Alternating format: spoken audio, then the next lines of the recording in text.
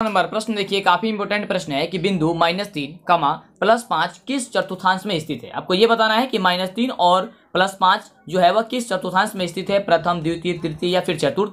तो बिल्कुल इसका सही उत्तर हो जाएगा ऑप्शन आपका बी नंबर, यह द्वितीय चतुर्थांश में स्थित है। क्यों स्थित है? क्योंकि आपको हमने बहुत बार बताया है कि यहाँ पे संख्या से कोई मतलब नहीं होता है कि कोई भी संख्या हो। यहाँ पे मतलब ये होता है कि वह संख्या माइनस में है या प्लस में है, या पहला संख्या माइनस में है दूसरा संख्या प्लस में है, या पहला संख्या प्लस में है और दूसरा संख्या माइनस में है। अगर दोनों संख्याएं प्लस में होती है तो वह प्रथम पाद में होता है। अगर पहला संख्या माइनस में होती है और दूसरी संख्या प्लस में होती है तो यह द्वितीय पाद में होती है या द्वितीय चतुर्थांश में होती है। पाद कहे तो या चतुर्थांश कहे तो बात एक ही होता है। अगर दोनों संख्याएं माइनस में होती है तो वह तृतीय में हो जाती है, और पहला प्लस होता है और दूसरा माइनस होता है तो वह चतुर्थांश में हो जाता है। तो यहाँ देखिए, यहाँ पे है माइनस पहले संख्या यानी कि -3 है और +5 है, यानी कि ऑप्शन क्या हो जाएगा आपका बी नंबर हो जाएगा कि द्वितीय चतुर्थांश हो जाएगा। और देखिए, जो भी आपको एक एक पॉइंट आपको बता रहे हैं उसको आपको ध्यान में रखना है। तो आइए बात करते हैं अगले नंबर प्रश्न की कि अगला नंबर प्रश्न हम सभी का क्या कह रहा है। तो देखिए, अगला नंबर प्रश्न है हम सभी का कि निम्नलिखित में कौन जो है वह परिमेय संख्या है। इसमें से आपको बताना है कि परिमेय संख्या कौन है, यानी कि वह कौन ऐसी संख्या है। इसमें से 4 ऑप्शन जो दिया गया है जिसे हम लोग P/Q के रूप में लिख सकते हैं। तो यहाँ पे जो आप देख रहे हैं ऑप्शन सी नंबर, यह आपकी एक परिमेय संख्या हो जाएगी। क्यों? क्योंकि देखिए 2√3 अब √3 दिया गया है, तो √3 से √3 कट जाएगा, बच जाएगा केवल कितना 2, और 2 को आप क्या लिख सकते हैं 2/1 लिख सकते हैं, यानी कि यह P/Q ग्रुप में आ गया। यही आपकी क्या हो जाएगी, आपकी परिमेय संख्या हो जाएगी। जितने भी आपको पॉइंट्स बता रहे हैं आपको एकदम दिमाग में बैठाते जानिए कि कैसे बनता है ना। चलिए अगला प्रश्न देखिए, क्या प्रश्न कह रहा है। तो प्रश्न कह रहा है हम सभी का, एक द्विघात समीकरण का घात होता है। एक द्विघात समीकरण का घात क्या होता है? आपको बहुत बार हमने बताया है कि एक द्विघात समीकरण का घात कितना होता है, 2 होता है, यानी ऑप्शन हो जाएगा आपका ऑप्शन ए नंबर। अगले प्रश्न की बात करते हैं। देखिए अगला प्रश्न हम सभी क्या कह रहा है कि sin² 45 + cos² 45 का वैल्यू कितना होता है। तो आप सभी को पता है कि sin² 45 और cos² 45 का वैल्यू कितना होगा, 1 होगा। क्यों 1 होगा, इसे भी आप ध्यान से समझ लीजिए। देखिए sin² θ + cos² θ बराबर क्या जानते हैं, 1 जानते हैं। sin² θ आप प्लस का cos² θ बराबर आप क्या होता है, 1 होता है। देखिए यहाँ पे जो है थीटा का वैल्यू 45 है और यहाँ पे भी 45 है, यानी कि थीटा का वैल्यू दोनों में बराबर है। तो जब दोनों में बराबर हो जाएगा तो इसलिए इसका क्या हो जाएगा, उत्तर आपका बी नंबर आपका आंसर हो जाएगा कि क्या होता है, 1 होता है ना। चलिए आगे बात करते हैं अगले नंबर प्रश्न की। तो अगला देखिए प्रश्न काफी इंपोर्टेंट प्रश्न है और प्रश्न कह रहा है कि परियक्ता का अधिकतम मान होता है। जो परियक्ता का मान होता है अधिकतम, वो अधिकतम मान क्या होता है। तो आप सभी को पता है कि परियक्ता का जो अधिकतम मान होता है वह 1 होता है। एक एक क्वेश्चन आपके लिए काफी महत्वपूर्ण है। आप एक भी क्वेश्चन को छोड़िएगा, वीडियो को छोड़ करके जाइएगा तो काफी नुकसान हो सकती है बाबू, इससे बाहर क्वेश्चन आपकी परीक्षा में नहीं आ सकती है। अगला देखिए प्रश्न क्या कह रहा है, पाई है। तो आपको हमने बहुत बार बताया है कि पाई कौन सी संख्या है। तो पाई एक अपरिमेय संख्या है, यानी ऑप्शन जो हो जाएगा आपका सी नंबर हो जाएगा। तो आप याद कर लीजिए कि पाई क्या है, एक अपरिमेय संख्या है।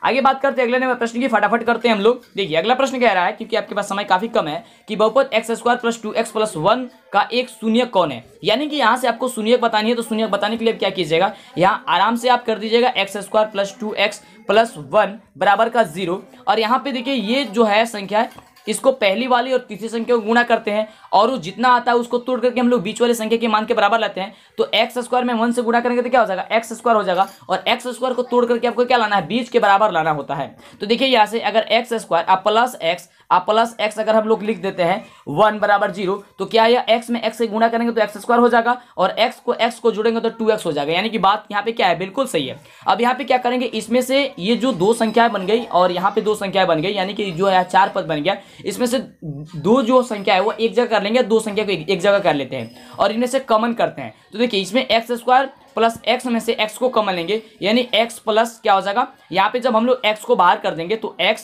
प्लस 1 बचेगा। प्लस यहाँ से देखिए यहाँ 1 को कॉमन लेंगे तो x प्लस क्या होगा, 1 बचेगा, बराबर क्या हो जाएगा, 0 हो जाएगा। यहाँ पे अब देखिए x + 1 और यहाँ पे x + 1, यानी कि ये बहुत अच्छा बात है कि दोनों ये सेम आ गया। और इसके बाद से x + 1, यानी कि x + 1, ठीक है, x + 1 और x + 1 बराबर क्या हो गया, 0। तो x का वैल्यू क्या हो जाएगा, x + 1 बराबर 0 अगर लेते हैं एक बार, क्योंकि दोनों संख्या तो वही है, बात वही है, तो x बराबर क्या हो जाएगा, -1 हो जाएगा, क्योंकि ये पक्षांतरित हो जाएगा। इसलिए इसका उत्तर क्या हो जाएगा, ऑप्शन आपका बी नंबर हो जाएगा। एक एक स्टेप आप समझ लीजिए कि कैसे बन रहा है ना, ऑप्शन हो जाएगा बी नंबर।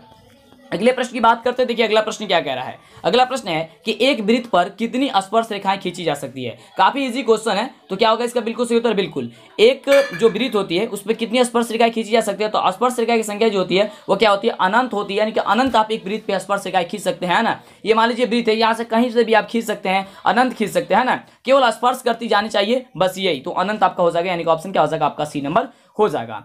अगले प्रश्न की बात करते हैं। देखिए अगला प्रश्न काफी इंपॉर्टेंट प्रश्न है कि आंकड़ा 24, 15, 22, 13, 9, 10 तथा 30 का परिसर क्या होगा। यहाँ पे आपको क्या बताना है, परिसर बताना है। तो परिसर बताने के लिए क्या होता है कि अधिकतम मान माइनस का न्यूनतम मान होता है। तो अधिकतम मान देखिए यहाँ पे क्या है, 30 है, हाँ, और उसके बाद से सबसे छोटा मान क्या है इसमें से, तो यहाँ पे देखिए सबसे छोटा मान 9 है। तो अधिकतम मान माइनस का यानी कि घटा देंगे हम लोग, तो अधिक में से सबसे छोटा को घटा देंगे, तो 30 में से 9 घट जाएगा, कितना बच जाएगा बाबू, तो 21 बच जाएगा। तो 21 देखिए कहाँ पे ऑप्शन दिया गया है, तो आपका ऑप्शन बी नंबर में दिया गया है। तो ऑप्शन बी नंबर क्या हो जाएगा, बिल्कुल करेक्ट उत्तर हो जाएगा। कैसे बना, आप फटाफट से बना लीजिएगा। चलिए आगे बात करते हैं अगले प्रश्न की। देखिए अगला प्रश्न क्या कह रहा है कि साइन 19 माइनस थीटा बराबर होता है। साइन 90 माइनस थीटा जो बराबर होता है वो किसके बराबर होता है, आपको ये बताना। तो आपको पता है कि साइन 90 माइनस जो थीटा होता है वो कॉस थीटा के बराबर होता है। यानी ऑप्शन क्या हो जाएगा, सी नंबर हो जाएगा। एकदम दिमाग में आपको बैठाते जानिए। चलिए अगला प्रश्न देखिए क्या करा है। और हाँ, अभी तक इस चैनल को सब्सक्राइब नहीं किए तो जल्दी से कर लीजिए, क्योंकि अगर चैनल को सब्सक्राइब नहीं करेंगे तो आगे से वीडियो नहीं मिल पाएगी, है ना। काफी इंपोर्टेंट क्वेश्चन है, एक एक क्वेश्चन आपके लिए बहुत ही ज्यादा इंपोर्टेंट है, सीधे आपकी परीक्षा में पूछा जाएगा बाबू। बहुत ही बढ़िया प्रश्न। अगला देखिए प्रश्न कह रहा है कि किसी घटना ई के लिए P into E plus P into नहीं ई बराबर क्या होता है। तो आप सभी को पता है कि जो भी प्रयेकता होती है उसमें घटना ई और नहीं होने की प्रयेकता, यानी कि होने की प्रयेकता और नहीं होने की प्रयेकता किसके बराबर होती है बाबू, बिल्कुल तो एक के बराबर होती है। यानी कि ऑप्शन क्या हो जाएगा, एक हो जाएगा। ऑप्शन आपका बी नंबर आपका बिल्कुल सही उत्तर हो जाएगा। अगले प्रश्न की बात करते हैं। देखिए अगला प्रश्न काफी इंपोर्टेंट प्रश्न है कि 9, 10, 11, 9, 10, 11, 11, 5, 7, 6 बहुलक है। अब देखिए बहुलक ऐसे ज्ञात की जाती है, जो सबसे ज्यादा बार आई होती है ना किसी भी आंकड़ा में, वही आपका बहुलक होती है। तो यहाँ पे देखिए सबसे ज्यादा बार कौन संख्या आया हुआ है, तो इसका बिल्कुल सही उत्तर हो जाएगा यहाँ पे 11, क्योंकि 11 जो है बहुत बार आया है इसमें, यानी कि सबसे ज्यादा 11 आया है। क्योंकि देखिए 11 1, 2, 3 बार आया है, 3 बार 11 आया है, यानी कि सबसे ज्यादा बार आया है। तो जो सबसे ज्यादा बार आएगा उस आंकड़ा में वही आपका बहुलक हो जाएगा। अगला प्रश्न देखिए।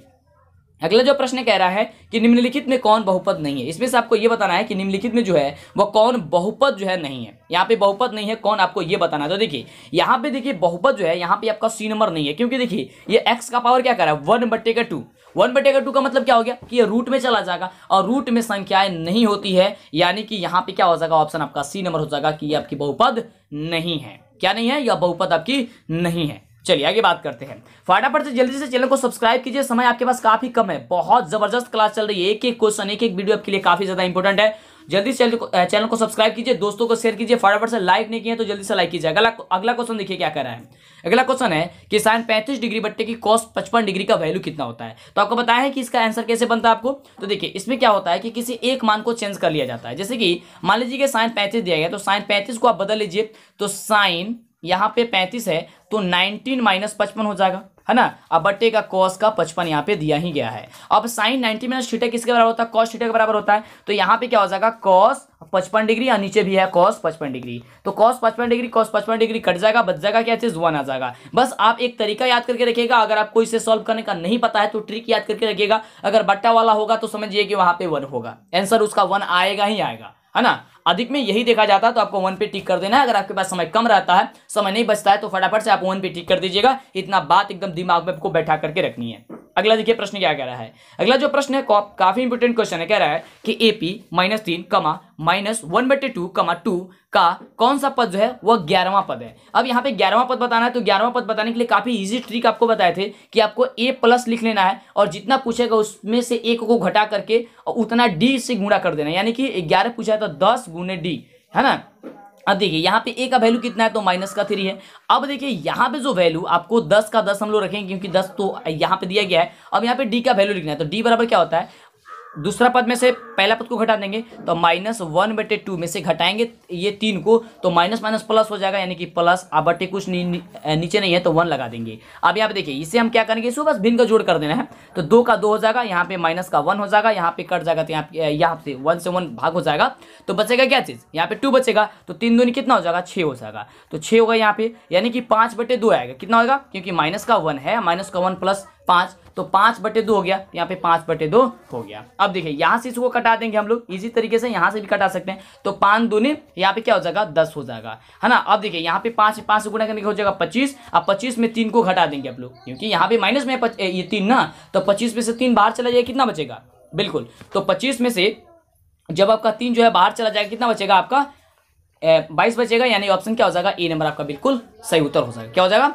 25 में से आपको 3 को घटा देना, तो हो जाएगा कितना 22 हो जाएगा। अगला देखिए प्रश्न काफी इजी क्वेश्चन है, और देखिए प्रश्न क्या कह रहा है कि बहुपद 4x² - 4x+1 के मूलों का गुणनफल क्या होगा, यानी कि अल्फा इंटू बीटा का जो वैल्यू होता है वो कितना होता है। तो आपको बताए थे काफी इजी ट्रिक है कि इसमें आपको बस अंतिम वाला जो पद है उसको लिख लेना है ऊपर, और जो सबसे अंतिम वाला पद है पहला वाला पद है उसको लिख लेना नीचे, यानी कि 1/4 है उसका आंसर हो जाएगा। बस जब भी गुणनफल पूछेगा तो सबसे अंतिम वाला पद ऊपर और भाग दे देना है आपको सबसे पहले वाला पद से, यानी कि 1/4 इसका क्या हो जाएगा इजी क्वेश्चन का आंसर हो जाएगा, यानी कि ऑप्शन क्या हो जाएगा, ऑप्शन जो होगा इसका बी नंबर हो जाएगा।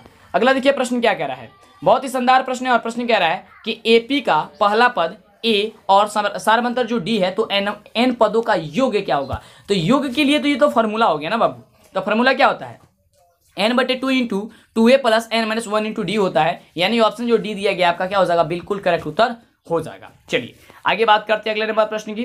तो देखिए अगला नंबर प्रश्न काफी इजी क्वेश्चन है कि 1/√3 किसका वैल्यू होता है। तो 1/3 जो वैल्यू होता है वो किसका वैल्यू होता है, बिल्कुल तो 10 30 का वैल्यू होता है, यानी कि ऑप्शन क्या हो जाएगा बी नंबर हो जाएगा। ये वैल्यू आपको जरूर याद करके रखनी है, नहीं तो काफी ज्यादा दिक्कत हो जाएगी, इससे सबसे ज्यादा क्वेश्चन आपकी परीक्षा में देखने को मिलता है। आगे बात करते हैं अगले नंबर प्रश्न की। तो देखिए अगला नंबर प्रश्न हम सभी का क्या कह रहा है, काफी इंपोर्टेंट प्रश्न है, और 19 नंबर प्रश्न देखिए कह रहा है हम सभी का कि अर्धगोले का संपूर्ण पृष्ठीय क्षेत्रफल क्या होता है। अर्धगोले का संपूर्ण पृष्ठीय क्षेत्रफल, तो देखिए संपूर्ण पृष्ठीय क्षेत्रफल की बात करते हैं तो 3πr² होता है। क्या होता है 3πr² होता है, यानी कि ऑप्शन जो आपका दिया गया है ना बी नंबर, इसको आपका बिल्कुल सही उत्तर हो जाएगा। एकदम दिमाग में बैठाते जाइए, एग्जाम में बैठिएगा, काफी ज्यादा मतलब कि आप क्वेश्चन को सॉल्व करेंगे, एक भी दिक्कत होने वाला नहीं है इस साल, है ना। बस लगातार आप एक एक वीडियो को देखेंगे तो, है ना। चलिए अगला प्रश्न देखिए क्या कर रहा है। अगला प्रश्न है कि यदि √2 cos थीटा बराबर 1 हो तो थीटा का वैल्यू क्या होगा। अब देखिए कितना इजी क्वेश्चन है, बस ज्यादा सोचने की जरूरत नहीं है। त्रिकोणमिति तो काफी इजी होता है, बस आपको सोचने की मतलब कि ये होती है, आप अच्छे से नहीं सोचते, आपको पहले ही कहते हैं कि नहीं ये कठिन है, इसलिए कठिन लगना शुरू हो जाती है। काफी इजी होता है। देखिए यहाँ पे कह रहा है 2 है ना cos थीटा बराबर 1, तो cos थीटा बराबर क्या हो जाएगा 1/√2 हो जाएगा। अब देखिए cos थीटा में किसका जो वैल्यू होता है 1/√2 होता है, बिल्कुल। तो आप सभी को पता है कि जो 45 का वैल्यू होता है ना वो आपका क्या होता है 1/√2 होता है, यानी कि ऑप्शन क्या हो जाएगा आपका बी नंबर हो जाएगा। कितना इजी है ना। देखिए इसका क्या हो जाएगा आंसर आपका बी नंबर आपका बिल्कुल करेक्ट उत्तर हो जाएगा, है ना। चलिए आगे बात करते हैं अगले प्रश्न की। तो देखिए अगला प्रश्न काफी इंपोर्टेंट प्रश्न है, कह रहा है कि यदि अल्फा बीटा बहुपद f(x) बराबर x² - 3x + 5 के मूल हो तो 1/α + 1/बीटा का वैल्यू आपको बताना है। तो यहाँ इसको बनाने के लिए काफी इजी तरीका आपको बताया था कि जब भी आपको 1/α प्लस 1/बीटा का वैल्यू आपको पूछेगा तो बस आपको एक बाटा लगा देना है। अब उसके बाद से क्या करना है कि बीच वाले मान लिख लेना है। तो बीच वाला मान क्या है -3 है, तो -3 लिख लिए। और उसके बाद से क्या करना है कि अंतिम वाला मान आपको लिख लेना है क्या चीज 5 है, क्योंकि यहाँ पे देखिए 5 है। अब आपको क्या करनी है, एक बात को ध्यान रखना है, अगर बीच वाले में माइनस होगा तो माइनस को हटा देंगे, और माइनस नहीं होगा तो माइनस लगा देंगे। तो यहाँ पे माइनस दिया गया है, यानी कि इसको हम लोग प्लस कर देंगे, तो 3/5 आपका आंसर हो जाएगा। तो देखिए 3/5 कहाँ पे दिया गया है, तो आपका ऑप्शन कहाँ पे दिया गया, तो सी नंबर में दिया गया, तो आपका सी नंबर क्या होगा बिल्कुल करेक्ट उत्तर इसका हो जाएगा। नहीं तो आप इसे सॉल्व करके बना सकते हैं। पहले आप अल्फा प्लस बीटा का वैल्यू निकालिए। इसमें कैसे बनाइएगा, पहले 1/α + 1/बीटा अगर आप फार्मूला बनाना चाहते हैं तो इससे आप लोग सबसे पहले इसे सॉल्व कीजिए, तो अल्फा बीटा हो जाएगा। फिर यहाँ ऊपर क्या हो जाएगा बीटा अल्फा, और अल्फा प्लस बीटा का वैल्यू निकालिए, फिर अल्फा इंटू बीटा का वैल्यू निकालिए, और उसके बाद से उसे भाग दीजिए, तब आपका आंसर आएगा। लेकिन काफी इजी तरीका आपको बताए थे, तो उसे आप बना सकते हैं। अगला देखिए प्रश्न क्या कह रहा है। अगला प्रश्न बहुत ही शानदार प्रश्न है कि यदि द्विघात समीकरण ax² + bx + c = 0 के दोनों मूल बराबर हो तो द्विघात समीकरण का विभेद कर क्या होगा, यानी कि विभेदक जो होता है ना डी का वैल्यू क्या होगा जब मूल बराबर हो तब। ये काफी आसान क्वेश्चन है, काफी इजी क्वेश्चन है ना। तो जब बराबर होता है तो डी बराबर, ये जब मूल जो होता है वो बराबर होता है क्या होगा डी बराबर क्या हो जाएगा 0 हो जाएगा, यानी कि ऑप्शन जो हो जाएगा क्या हो जाएगा आपका ई नंबर बिल्कुल सही उत्तर हो जाएगा। समझ में आ रहा है। चलिए आगे बात करते हैं। अगला देखिए प्रश्न काफी इंपोर्टेंट प्रश्न है, और प्रश्न हम सभी क्या कह रहा है कि कार्तीय तल में स्थित किसी बिंदु 3, -4 में कोटि का वैल्यू जो होता है वह कितना होता है, कोटि का वैल्यू। अब देखिए आपको हमने बताया था कि 2 मान दिया गया होगा, ठीक है, जैसे कि यहाँ पे दिया गया है। और इसमें जो का सबसे अंतिम वाला मान होगा वही आपका कोटि होगा, जो सबसे पहले होगा वो भूज होगा। तो अंतिम में क्या है, इसमें -4 है, तो -4 आपका क्या हो जाएगा, आपका यहाँ पे जो हो जाएगा वो कोटि का वैल्यू हो जाएगा, यानी कि -4 आपका आंसर क्या हो जाएगा, हो जाएगा। समझ में आ रहा है ना, कितना ईजी है ना, काफी आसान क्वेश्चन है। अगले प्रश्न की बात करते हैं। देखिए अगला प्रश्न हम सभी का क्या कह रहा है। अगला जो प्रश्न है बहुत ही बढ़िया प्रश्न है। देखिए यहाँ पे फॉर्मूला ही पूछ दिया गया है कि यदि किसी घनाभ की लंबाई l, चौड़ाई b और ऊंचाई जो दिया गया हो, अगर h दिया गया हो तो घनाभ का आयतन क्या होता है। तो आप सभी को पता है कि घनाभ का जो आयतन होता है क्या होता है बाबू, बिल्कुल LBH होता है, यानी कि ऑप्शन क्या हो जाएगा, ए नंबर हो जाएगा, है ना। क्या हो जाएगा, L गुणे B गुणे H होता है, यानी कि लंबाई गुणे चौड़ाई गुणे ऊंचाई होता है ना। तो क्या हो जाएगा, ऑप्शन आपका ए नंबर आपका बिल्कुल करेक्ट उत्तर हो जाएगा। चलिए आगे बात करते हैं अगले नंबर प्रश्न की। बहुत इजी प्रश्न है कि त्रिभुज ABC एक समकोण त्रिभुज है जिसका कोण जो है B जो है 90 डिग्री है और कोण A जो है वह 40 डिग्री है। तो कोण C का वैल्यू आपको बताना है। काफी शानदार क्वेश्चन है, ये बहुत ही बढ़िया क्वेश्चन है। देखिए यहाँ पे देखिए काफी बढ़िया से समझिए इसे। कह रहा है कि सपोज मान लीजिए एक आपका एक त्रिभुज है, ये आपकी जो समकोण त्रिभुज है, तो समकोण त्रिभुज आप इस तरीके से बना सकते हैं बिल्कुल। अब यहाँ पे आप कर लीजिए A, यहाँ पे कर लीजिए B और यहाँ पे कर लीजिए C। यहाँ पे कह रहा है जो वैल्यू वह कह रहा है कि कोण B बराबर 90 डिग्री है, यानी कि ये 90 डिग्री हो गया, और कोण A बराबर 40 डिग्री दिया गया है बिल्कुल, और कोण इसका वैल्यू पूछ रहा है या नहीं। अब देखिए यहाँ पे 90 हम लोग को पता ही है और यहाँ पे 40 हम लोग को पता ही है, यानी कि दो जब मान पता चल गया तो तीसरा मान तो आसानी से निकल सकता है। क्यों, क्योंकि हम सभी जानते हैं कि त्रिभुज के अंतःकोणों का योगफल जो होता है वो कितना होता है, 180 होता है, यानी कि 90 और 40 को जोड़ देंगे और 180 में से घटा देंगे तो वैल्यू आ जाएगा। तो 90 और 40 कितना होता है, 130, और 130 जो है हम लोग 180 में से अब घटा देंगे, तो 180 में से 130 घटाएंगे कितना आंसर हो जाएगा आपका, हो जाएगा कितना, 50 हो जाएगा। तो 50 कहाँ पे दिया गया, ऑप्शन क्या देगा, डी नंबर पे दिया गया। तो काफी इजी है ना, काफी आसान है बाबू, हर चीज एक एक समझ में आएगा। बस आप ध्यान पूर्वक शांति जगह बैठ करके कान में ईयरफोन लगा करके देखिए। अगर मिस कीजिएगा तो काफी ज्यादा दिक्कत हो जाएगा बाबू। अगर ईयरफोन नहीं है फिर भी आप शांत जगह बैठ करके प्रयास करिएगा क्वेश्चन को समझने का। अगला देखिए, आपके पास भले ही कम समय है लेकिन उसने कम समय में आप अगर एक ही क्वेश्चन को पढ़ना है तो बढ़िया से पढ़ लीजिए। मेरा कहने का मतलब ये है, ऐसा नहीं हो कि आप सारे क्वेश्चन को पढ़ लें, पता चला कि आपको एक भी याद ही नहीं है। तो ऐसा कभी भी गलती नहीं करनी है। अगर आप एक ही क्वेश्चन का जवाब दे पाते हैं तो बढ़िया से दे, ताकि उसमें फुल आपका नंबर मिल जाए, है ना। बढ़िया से समझिए, अगर एक ही क्वेश्चन को आप समझ रहे हैं कोई दिक्कत होने वाली नहीं है आपकी, है ना। तो जल्दी से लाइक और चैनल को सब्सक्राइब नहीं किए तो कर लीजिए जल्दी से, काफी कम समय आपके पास बचा हुआ। अगला देखिए प्रश्न क्या कह रहा है। अगला प्रश्न है कि tan 25 डिग्री, tan 20 डिग्री और tan 65 डिग्री और tan 70 डिग्री का वैल्यूज होगा कितना होगा। तो ये भी काफी इजी होता है, बस आपको इसमें बस इतना बस याद करके रखिए, काफी कम समय है। इसका केवल आंसर बता देते हैं और इसका जो आंसर होगा ना आपका 1 होगा। बस इसको सॉल्व कीजिएगा तो भी आपको 1 ही आएगा। अगर ऐसा कहीं पे भी क्वेश्चन आ जाए, tan की जगह cot आ जाए, कोसक आ जाए, सेक आ जाए, साइन आ जाए, कुछ भी आ जाए, बस आपको एक वैल्यू याद करके रखना है। अगर ऐसा क्वेश्चन पूछता है तो, है ना, बस आपको एक याद रखना है, एक होता ही है। अगला देखिए प्रश्न क्या कह रहा है, काफी इजी क्वेश्चन है। और क्वेश्चन कह रहा है कि त्रिभुज ABC तथा त्रिभुज PQR में दिया गया है कि AB बट्टा PQ और BC बट्टा RP तो क्या होगा। यानी कि एक त्रिभुज यहाँ पे, दो त्रिभुज यहाँ पे दिया गया है, एक ABC है ना, और उसके बाद से जो है आपका एक क्या चीज है बाबू, तो आपका है PQ और यहाँ पे आपका क्या है बाबू, तो यहाँ पे R है। यहाँ पे कह रहा है कि AB बट्टे PQ, यानी कि इसका AB जो है ना उसके बट्टे में क्या है, PQ है, ठीक है, इसके बट्टे ये है। उसके बाद से कह रहा है कि BC, यानी कि इसका जो वैल्यू है ना, मतलब कि इतने बट्टे इतना है ना, PR है कि यहाँ पे नहीं, इसका बराबर जो है RP दे रहा है ना जी, तो R और P, हाँ ये है, यानी कि इसके बट्टे ये है। तो आपको क्या बताना है, यहाँ पे बताना है कि कोण B बराबर कोण Q होगा, या कोण A बराबर कोण P होगा, या कोण A बराबर कोण R होगा, या फिर कोण B बराबर कोण P होगा। तो ये क्वेश्चन का उत्तर हमने आपको बहुत बार बताया हुआ है कि इसका जो आंसर होता है वो क्या होता है, कोण B बराबर कोण P होता है। यानी कि ये जो होता है ना कोण B, ये P के बराबर हो जाएगा, क्योंकि इसके बट्टे जो है वो ये दिया गया था और इसके बट्टे जो है देखिए नीचे वाला का जो BC बट्टे क्या दिया गया था, PR दिया गया था, यानी कि ये दिया गया था। तो ये जो वैल्यू हो जाएगा ना कोण B, वो इसके बराबर हो जाएगा। क्यों हो जाएगा, इसको सिद्ध कराने के लिए आप सिद्ध करा करके भी बताया गया है, आप जानते हैं इसके बारे में, है ना। तो आप इसे याद करके रखिएगा कि कोण B बराबर क्या होगा, कोण P होगा, ठीक है। ऑप्शन क्या हो जाएगा आपका, डी नंबर हो जाएगा। अगला देखिए, अगला प्रश्न काफी इजी क्वेश्चन है कि निम्नलिखित में कौन अभाज्य संख्या है। यहाँ पे अभाज्य संख्या की पहचान करनी है कौन है, तो आपको हमने कई बार बताया कि अभाज्य संख्या वही होती है जिसका गुणखंड 2 से ज्यादा न निकलता है, यानी कि जो दो से ज्यादा संख्या से विभाजित नहीं होती है, कटती नहीं है, वही हो जाएगी। तो यहाँ पे देखिए 11 है, 11 को जब आप कटेगा तो एक 1 से कटेगा, एक खुद संख्या से कटेगा 11 से, इसके अलावा कोई दूसरा संख्या से कटेगा तो कहीं के साथ नहीं कटेगा। तो बिल्कुल जब नहीं कटेगा तो ये आपका आंसर हो जाएगा। लेकिन आप अगर दूसरा क्वेश्चन देखने तो सब जो है वह 2 से ज्यादा संख्या से कट सकता है है ना। तो इसका आंसर क्या हो जाएगा, ऑप्शन आपका सी नंबर हो जाएगा।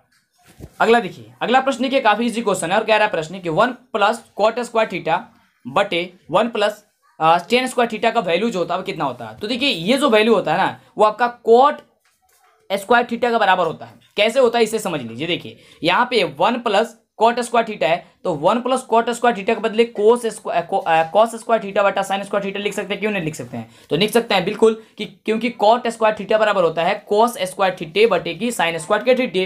अब देखिए यहाँ पे जो 1 प्लस टेन स्क्वायर थीटा दिया गया, तो टेन स्क्वायर थीटा के बदले आप क्या लिख सकते हैं, तो लिख सकते हैं आप साइन स्क्वायर थीटे बटे कॉस स्क्वायर थीटे, क्योंकि आप सभी जानते हैं कि साइन थीटा बटा कॉस थीटा क्या होता है, टेन थीटा का बराबर होता है। अब इसको जब आप एलसीएम निकालिएगा, क्या कीजिएगा, एलसीएम निकलेगा, तो यहां से जब आप एलसीएम निकाल कर जब इसे सॉल्व कीजिएगा तो ऊपर आपका क्या बचेगा, ऊपर जो है आपको बचेगा कॉस स्क्वायर थीटा और नीचे बचेगा साइन स्क्वायर थीटा। तो ऊपर जब कॉस स्क्वायर थीटा बढ़ जाएगा, है ना, नीचे जब आपका साइन स्क्वायर थीटा बच जाएगा तो आपका क्या हो जाएगा, तो कॉट स्क्वायर थीटा हो जाएगा, यानी ऑप्शन क्या हो जाएगा आपका, ऑप्शन डी नंबर हो जाएगा। इसको कंफ्यूज मत होइएगा, आराम से सॉल्व कीजिएगा, आपका आंसर होगा डी नंबर। ठीक है, बस आपको सॉल्व कर लेना, कैसे करना सारी चीजें तो हमने आपको बता ही दिया है ना, काफी कम समय है आपके लिए। चलिए अगला प्रश्न देखिए क्या कह रहा है, सॉल्व कीजिए। हाँ हो जाएगा, एकदम सॉल्व हो जाएगा बाबू, एकदम सॉल्व करके देखिए, हो जाएगा, कोई दिक्कत होने वाला नहीं है। अगर नहीं होता है फिर भी आप हमसे कहिएगा तो जस्ट इसके बाद वाला वीडियो में आपको हमने बता देंगे, उसको सॉल्व करके बता देंगे हम। चलिए अगला प्रश्न देखिए क्या कह रहा है, यदि एक वृत्त का परिमाप और क्षेत्रफल जो है संख्यात्मक रूप से बराबर होता है तो उस वृत्त की जो होती है त्रिज्या जो होती है वह क्या होती है। ये काफी इजी क्वेश्चन है ना, काफी इजी क्वेश्चन। क्या होता है, 2 मात्रक होता है। अब क्यों होता है इसके बारे में भी कहिएगा तो हम बता देंगे। यहाँ पे देखिए काफी इजी क्वेश्चन कह रहे हैं कि एक वृत्त का परिमाप क्या होता है आप सभी को जानते हैं, और क्षेत्रफल क्या होता है आप सभी जानते हैं, तो 2 पाई आर होता है और क्या होता है पाई आर स्क्वायर होता है, यही होता है ना। तो पाई से पाई कट गया, एक बार से एक बार कट गया, आर बराबर क्या बता 2 ही ना बचा, तो यही बना वृत्त की त्रिज्या क्या होती है, आर बराबर 2 हो गया। बस आंसर तो आपका हो गया, यानी कि ऑप्शन क्या हो जाएगा आपका, ऑप्शन बी नंबर हो जाएगा। ठीक है, चलिए समझ में आ रहा है तो जल्दी से लाइक कीजिए, अभी तक लाइक नहीं किया तो और दोस्तों को जरूर शेयर कीजिएगा, क्योंकि जब तक आप दोस्त को शेयर नहीं कीजिएगा तो उनका नुकसान हो जाएगा। वो प्लीज उनको शेयर कर दीजिएगा, बोल दीजिए चैनल को सब्सक्राइब करके पढ़ाई करें, क्योंकि समय काफी आपके पास काफी कम समय बचा हुआ है। अब आप परीक्षाएं देने जाने वाले हैं, फाइनल आपकी जो है वीडियो बन रही है। अगला क्वेश्चन कि बिंदु 2,3 की दूरी मूल बिंदु से क्या होगी। तो देखिए मूल बिंदु से दूरी आपको ज्ञात करनी होगी, तो काफी आसान क्वेश्चन है, कुछ भी आपको नहीं करना है। यहाँ आपको बस एक रूट लगाना है और दोनों संख्याओं का स्क्वायर करके जोड़ देना है, यानी कि 2 का स्क्वायर कीजिएगा 4 और 3 का स्क्वायर कीजिएगा 9, तो 9 4 कितना हो जाएगा 13।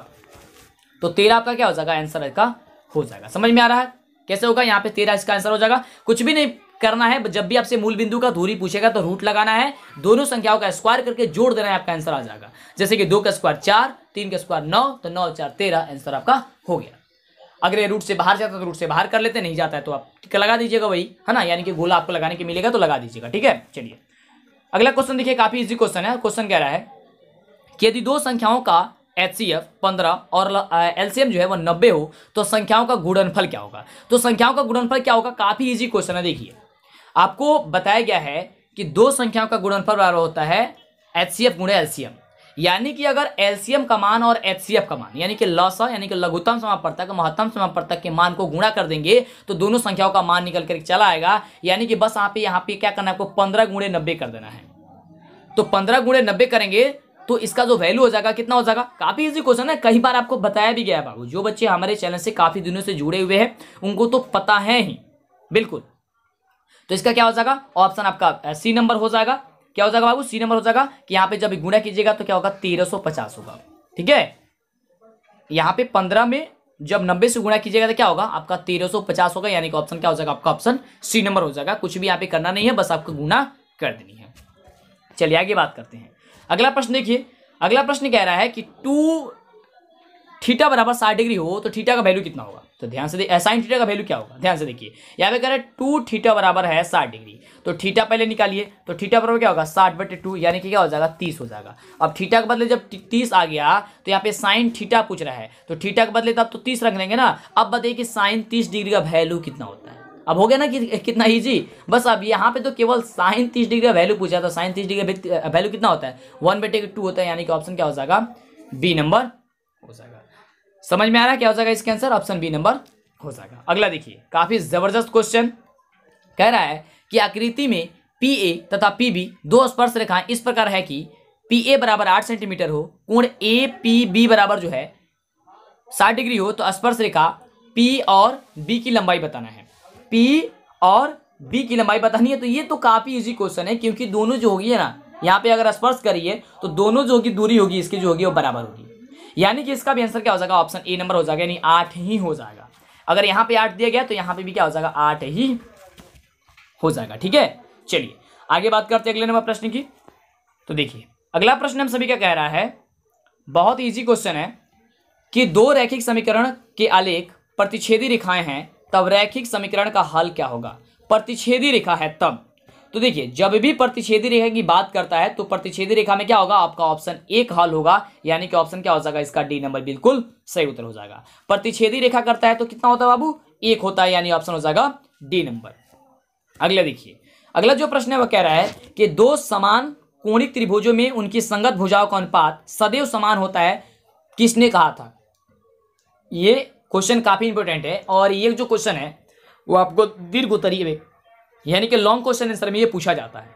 इसको सिद्ध जरूर कर लीजिएगा बाबू परीक्षा देने से पहले, इस साल ये आने की काफी ज्यादा चांस है आपकी परीक्षा में, ये आएगा ही कि दो समान कोणिक त्रिभुजों में उनकी संगत भुजाओं का अनुपात जो है सदैव होता है, यह किसने कहा था, आपको ये बताना है। तो इसका आंसर होगा थेल्स ने कहे थे, तो यही है थेल्स का परिमेय, है ना। तो थेल्स का परिमेय और थेल्स का विलोम ये आपको याद होनी चाहिए। उसके बाद से पाइथागोरस का परिमेय और पाइथागोरस का विलोम ये आपको याद जरूर होनी चाहिए। आगे बात करते हैं अगले नंबर प्रश्न की। तो देखिए अगला प्रश्न कह रहा है कि चक्रीय चतुर्भुज के समूह कोणों का योग क्या होता है। चक्रीय चतुर्भुजों के समूह कोणों का जो योग होता है ना, केवल समूह कोणों का यहाँ पे योग पूछा है। तो चक्रीय चतुर्भुजों का समूह कोणों का योगफल जो होता है वह 180 डिग्री होता है। कितना होता है बाबू, 180 डिग्री होता है, यानी कि ऑप्शन जो दिया गया है ना डी नंबर, वो आपका डी नंबर बिल्कुल करेक्ट उत्तर है। अगला नंबर प्रश्न देखिए क्या कह रहा है कि दो गोले के आयतन का अनुपात जो है वह 125 अनुपात 27 हो तो पृष्ठीय क्षेत्रफल का अनुपात क्या होगा। काफी इजी क्वेश्चन है, बस आपको यहाँ पे कुछ भी नहीं करना है, ध्यान दीजिएगा। यहाँ पे आपको क्या दिया गया, गोले का आयतन, यानी कि 4πr³ बटे 4πr³ रखेंगे। ठीक है, अब दो गोला दिया गया है तो एक का r1 कर लेते हैं, एक को r2 कर लेते हैं, और एक गोले का जो आयतन दिया गया है 125 दिया गया है, और एक का आयतन दिया गया है 27। यहाँ देखिए 4π से 4π कट गया, बच गया क्या चीज, r1³ बटे r2 का क्यूब।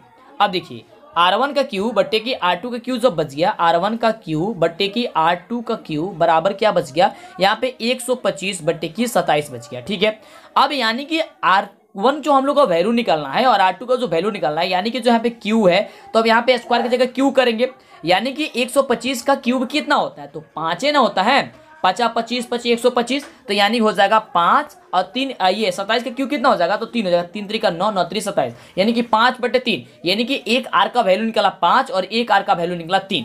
जब एक आर का वैल्यू निकल गया 5 और एक आर का वैल्यू निकल गया 3, तो यहाँ पे आपकी इसका पृष्ठीय क्षेत्रफल का अनुपात बता दीजिए। तो पृष्ठीय क्षेत्रफल क्या होता है, 4πr² होता है।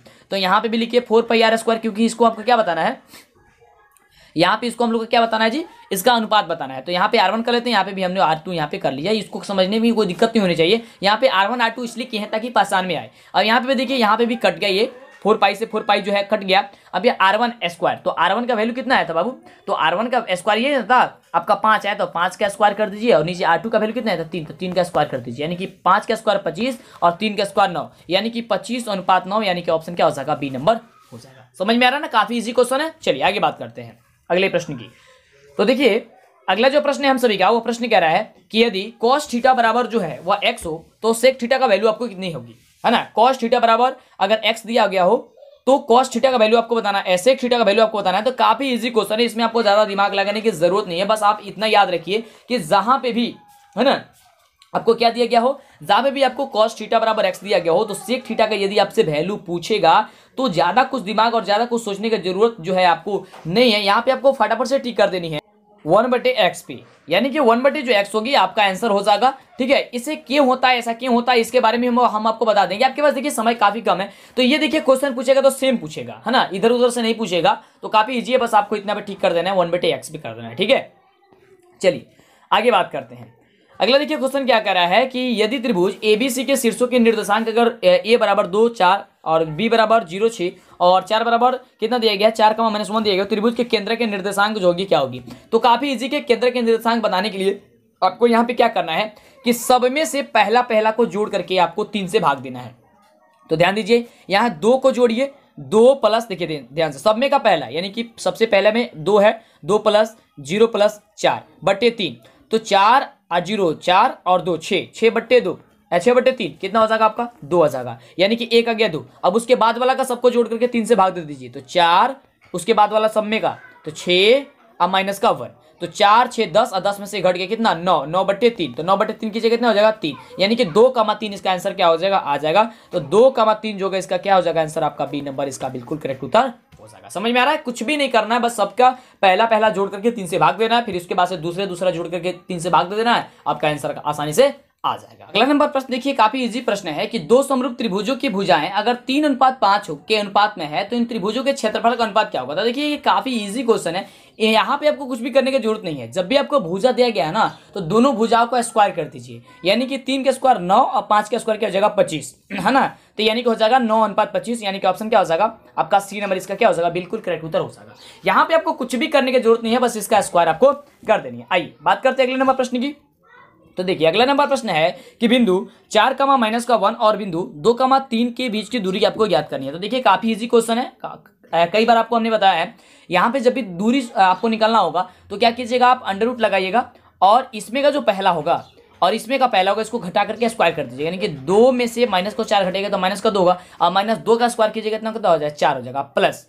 अब यहाँ पे जो मान दिया गया उसके बाद वाला उसमें से और यहाँ का मान को घटाइएगा, तो यहाँ पे 3 और -1 को घटाइएगा तो माइनस तो पहले से इसमें लगा है, यानी कि माइनस मतलब प्लस हो जाएगा, तो यानी कि 3 है 1 अब 4 हो जाएगा, तो 4 का स्क्वायर कीजिएगा कितना हो जाएगा 16 हो जाएगा, है ना। तो आप यहाँ पे देखिए 16 और 4 कितना हो गया 20 हो गया। जब 16 और 4 जब यहाँ पे 20 हो गया, रूट में 20 हो गया है, तो रूट से आपको यहाँ पे बाहर करना होगा। तो जब इसको आप रूट से बाहर कीजिएगा तो फटाफट बताइए रूट से बाहर करेंगे तो क्या होगा बिल्कुल तो हो जाएगा 2√5 हो जाएगा, क्या हो जाएगा 2√5, यानी कि ऑप्शन क्या हो जाएगा आपका डी नंबर इसका बिल्कुल करेक्ट उत्तर हो जाएगा। ठीक है, तो अगला नंबर प्रश्न देखिए काफी इजी क्वेश्चन है कि समीकरण 2√2 का y² + 5y + √2 का विविध कर क्या होगा, यानी कि डी का वैल्यू निकालना है। तो डी बराबर क्या जानते हैं आप, डी बराबर ये नहीं जानते हैं b² - का 4ac जानते हैं, तो b² b के स्क्वायर यानी कि 5 का स्क्वायर b 5 है तो 5 का स्क्वायर हो जाएगा 25 और -4 गुने a का वैल्यू कितना है 2√2 है इंटू यहाँ पे c का वैल्यू क्या है √2 है। अब देखिए यहाँ से आपको सॉल्व करना है, तो √2 और √2 गुणे कीजिएगा तो 2 हो जाएगा, 2 दूनी 4 और 4 चौका कितना हो जाएगा 16 और 16 हो गया, और 16 जब आ गया तो 25 में से 16 को घटाएंगे क्योंकि 25 माइनस है, तो 25 में से जब 16 घटाएंगे कितना हो जाएगा 9 आ जाएगा आंसर, यानी कि आपका जो हो जाएगा आंसर क्या हो जाएगा 9, यानी कि ऑप्शन कहाँ पे दिया गया है ए नंबर में दिया गया। ठीक है, चलिए आगे बात करते हैं अगले नंबर प्रश्न की।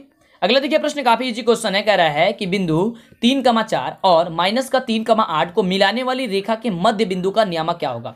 तो मध्य बिंदु के नियामक आपको बताना होगा, तो काफी इजी क्वेश्चन है, काफी आसान, एकदम चुटकियों में बना सकते हैं आप। कैसे, तो देखिए ये जो भी दिया गया ना उसके पहला वाला के साथ जोड़ करके 2 से भाग दे दीजिए और दूसरा के साथ जोड़ करके 2 से भाग दीजिए। कैसे, देखिए यहाँ पे 3 और -3 को जोड़िए, तो 3 जोड़ेंगे -3 को, तो पहले माइनस है तो -3 बटे हो जाएगा कितना 2, तो ये हो जाएगा 0, 0/2 कितना हो जाएगा अब 0 होता है, तो खत्म, ये आप क्या हो गया 0।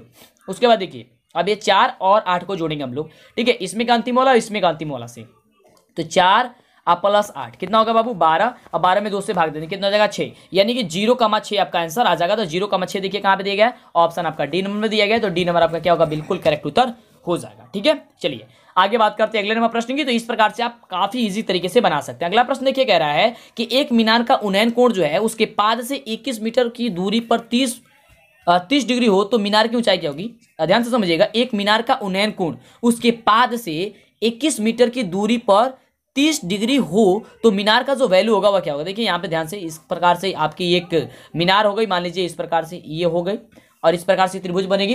ठीक है, यहाँ पे आप ए बी और यहाँ पे जो आप यहाँ पे क्या कर लीजिए आप सी कर लीजिए। 21 तो दिया गया है आपका, 21 तो दिया गया है, वह नीचे दिया गया है। ठीक है, क्योंकि यहाँ पे कह रहा है कि एक मीनार का उन्नयन कोण जो है उसके पाद से 21 मीटर है ना दूरी पर है, तो 21 मीटर यहाँ पे हो गया आपका।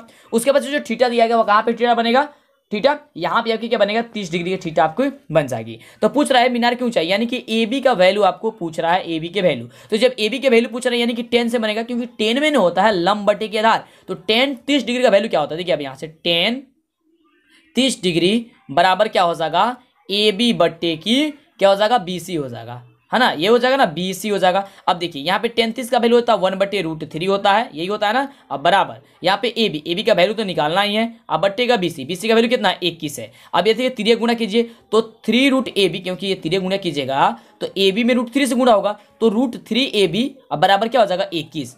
तो रूट हो जाएगा 3√AB बराबर का 21। अब इसे सॉल्व कीजिए, ए बी का वैल्यू निकालिए, तो ए बी बराबर क्या हो जाएगा 21/√3। जब नीचे रूट है, क्योंकि हम लोग जानते हैं कि नीचे रूट कभी भी नहीं रखा जाता है, आपको इसको परिमीकरण करना होता है, तो परिमीकरण कर दीजिए। अब यहाँ पे जो है नीचे का ऊपर चला जाएगा, फिर इसे कर देंगे, यानी कि जिस संख्या का परिमीकरण करते हैं उसी से नीचे और ऊपर में गुणा कर देते हैं। तो देखिए यहाँ पे √3 से हम ऊपर नीचे दोनों में गुणा कर दीजिए, गुणा किए तो देखिए यहाँ से ध्यान से, तो यहाँ पे जो है 21 में √3 से गुणा किया हो जाएगा √3 21, ये होगा ना, और नीचे में √3 से गुणा किया जाएगा √3 होगा, यानी कि यहाँ पे जो है 21√3 बट्टे की कितना होगा 3 होगा। अब इसको कटिए, 7 त्रिके 21, यानी कि 7√3। अब इसका आंसर आया 7√3, तो 7√3 है ना आपका आंसर, क्या आपका ऑप्शन सी नंबर है।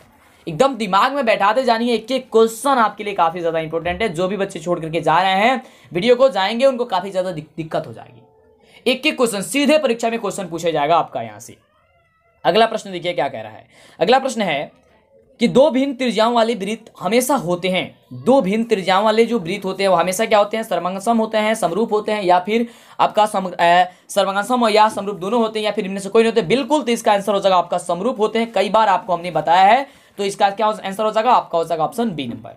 अगला देखिए, काफी इजी क्वेश्चन, और क्वेश्चन कह रहा है कि यदि कोसेक थीटा बराबर 5/3 है, 5/3 है, तो कॉट थीटा का वैल्यू बताइए। तो काफी इजी है क्वेश्चन, है ना। तो इसका जवाब बताइए। तो कोसेक जो थीटा बराबर होता है वो क्या होता है, कर्ण बट्टे की क्या होता है बाबू, कर्ण बट्टे की। आप सभी को जानते हैं कि कर्ण बट्टे की लंब होती है ना। तो कर्ण बट्टे की लंब होती है, यानी कि कर्ण का वैल्यू दे दी गया, लंब का वैल्यू दे दिया, आधार का वैल्यू निकालना है।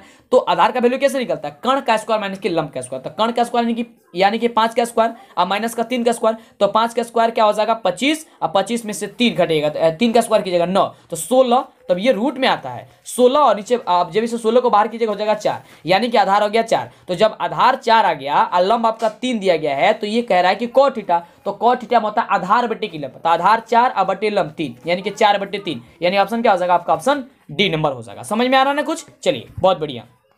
अगला प्रश्न देखिए। अगला जो प्रश्न है वो कह रहा है कि दो समरूप त्रिभुज ABC और DEF इस प्रकार है कि 2AB बराबर जो होगा वह DE है, ठीक है, और BC बराबर 8 दिया गया, तो EF का वैल्यू क्या होगा। और देखिए क्वेश्चन जो पूछा जाता है ना, एकदम यही क्वेश्चन आपके परीक्षा में उठा करके पूछ दिया जाएगा, इसको चेंज नहीं किया जाएगा, है ना।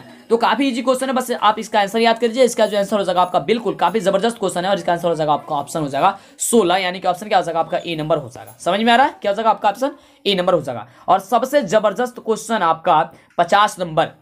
50 नंबर देखिए प्रश्न क्या कह रहा है कि निम्नलिखित में कौन सही है, यदि त्रिज्या r वाले वृत्त के उस त्रिज्या खंड का क्षेत्रफल ज्ञात कीजिए जिसका कोण जो है वो p डिग्री है। p डिग्री वाले को आपको बताना है। यहाँ पे काफी जबरदस्त क्वेश्चन है, लेकिन अभी तक इस चैनल को सब्सक्राइब नहीं किए तो सोचिए मत, जल्दी से चैनल को सब्सक्राइब कीजिए, क्योंकि आपके पास काफी कम समय है। लाइक कीजिए फटाफट से, दोस्तों में शेयर कीजिए।